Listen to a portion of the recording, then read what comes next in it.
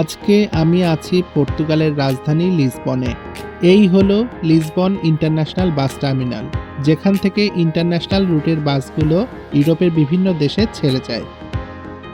Portugal ভ্রমণ শেষে রোদবৃষ্টির এই দিনে রওনা হয়েছি আমার ঠিকানা জার্মানির ফ্রাঙ্কফুর্টের উদ্দেশ্যে।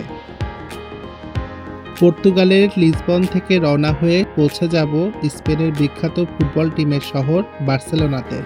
বার্সেলোনাতে ৩ ঘন্টা যাত্রা বিরতির পরে বাস পুনরায় যাত্রা শুরু করবে স্পেনের রাজধানী মাদ্রিদের উদ্দেশ্যে।